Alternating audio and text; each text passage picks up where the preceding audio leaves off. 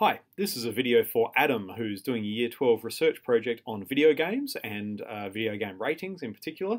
So, hi Adam, thanks for sending me your questions. I think it's a really great research project, and I thought I'd just make a video so it was a lot quicker way for me to answer some of the questions you have. Your questions are, would video games be affected if ratings were removed or added from them? Who decides which ratings should be assigned or the criteria necessary by which ratings are assigned? Do setting ratings of video games affect the sale outcome? And how effective is the rating system? Do parents trust and use it? Very good questions. The first one, would video games be affected if ratings were removed, added from them? To be honest, I can't imagine a world where video games didn't have ratings on them.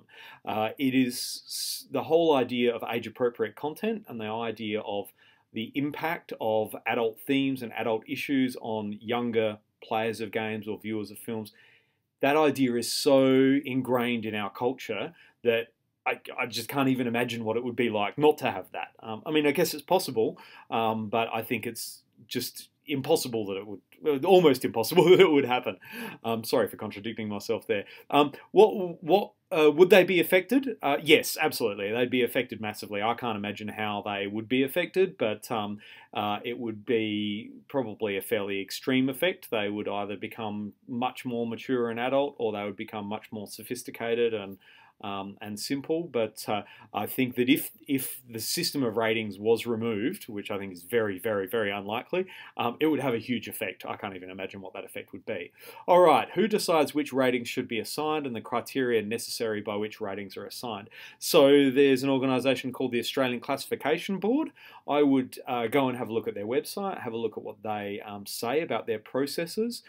They would operate according to legislation. My understanding is that they are separate from the government, but they report to the government, so they represent the government, but the government can't tell them what to do, basically.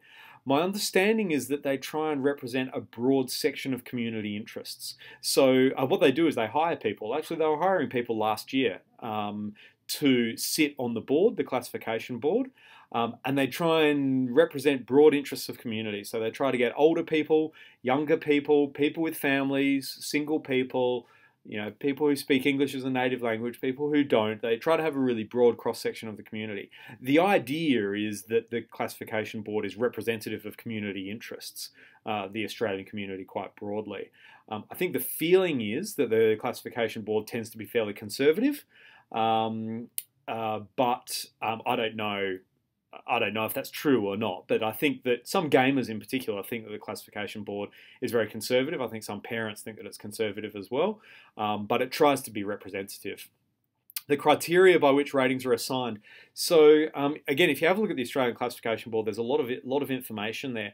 For every game, what you'll have is you'll have like kind of a matrix that says, sex or drugs or nudity or language or violence, and then it'll indicate the impact against each of these things. So the key thing is impact, the impact of the adult nature of the content that's in the game.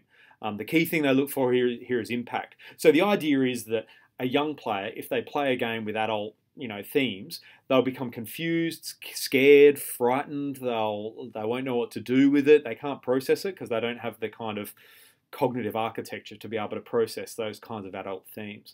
So I think the criteria is decided by the Australian Classification Board, probably influenced by legislation. So there's probably legislation about this stuff that you could look at, which is what they run by. But the key thing there is impact compared to, so they look at impact compared to violence, sex, drugs, all of those sorts of things. Do setting ratings of video games affect the sale outcome? I don't know. What you would have to do is you'd have to look at the data on this. It would be very difficult to find out though, because the things that influence the outcome on sales of video games are very, very complex. Of course, the ratings might. I think their effect would be unpredictable though. But you've also got how good the game is. That's a huge thing. How widely it's reviewed and how well it's reviewed, what kind of Metacritic score it gets, for example. The marketing budget. So games that have huge marketing budgets tend to sell better. That just tends to happen regardless of how good they are as a game. The appeal to the market. okay, how well it appeals to the market, things like that. So there are lots of things that affect the sale of outcomes of the games. I would say that ratings probably do affect sales in some ways, depending on the market. You might find that a game that's rated R18 plus actually has a wider appeal to an adult market and is likely to sell more to that market in particular, and maybe sell more overall. So for example, if the next Grand Theft Auto game comes out and it's rated PG, the sales will plummet, right? Because the market for that game is adults who want that adult kind of content. So they're gonna that would be one way that would work. If a game is rated lower, G or PG, and the key market is children, then it's likely to sell better. Okay, so I guess it's not so much the rating of the game itself, but how the rating relates to the intended audience and the market, the potential market of the game in terms of sales as well. So that's really a business question, I guess you've got there. How effective is the rating system? Do parents trust and use it? This is my personal opinion, obviously, but I think the rating system is very effective. I've looked at it fairly closely, mostly through my business, Game Truck Australia, but I think it's very effective because it's actually fairly flexible. Okay, there are some parts of the rating system that are inflexible. So, for example, games that are refused classification. They're refused classification usually for good reasons, and the board decides that they're not appropriate for public consumption at all. And I think some of the games that have been refused classification, I think that's totally fine, and I think that's justified in that instance. Games that are rated R, so Grand Theft Auto 5 is a great example here. It's rated R for a really good reason. I actually really think that kids shouldn't be playing this game, and I think that it really should be kept to kids who are at least 16, 17, probably 18, but it should be restricted to people over 18 legally. I think that's true. So I think it's very effective at doing that. At the lower ratings, I think the system's also very effective as well because it's actually quite flexible. So MA 15 plus, the restricted rating, says that this is a game that really should be restricted to players over 15. But the M rating, the blue M rating, is what they call an advisory category. So that game can be made available to younger players, but parents and caregivers are advised that there may be some adult content there, and they need to give a bit more supervision. They need to watch that. Games like G games, that's a game you could give to a 7-year-old, and you know that they can play it as much as they like, without becoming addicted, obviously, but they can play it openly, without supervision, and they'll be fine, you know? But I think one of the really good effects of the rating system is that it informs and educates parents as to roughly where the game falls, okay? But there's enough flexibility also for parents to make their own judgment around that thing.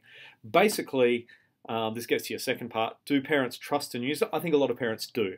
So I think a lot of parents use it as a guideline, and I think it should be used, the rating system should be used as a guideline, because every kid is different, every family is different. Some kids may be totally freaked out by a game where another kid wouldn't.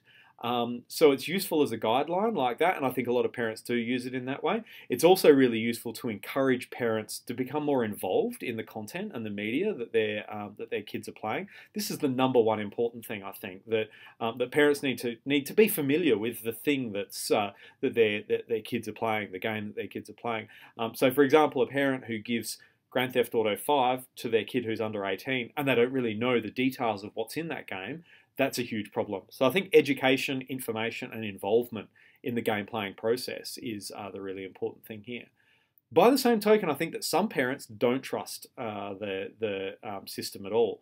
It's not so much a question of trust. I think that a lot of parents think that it's too conservative.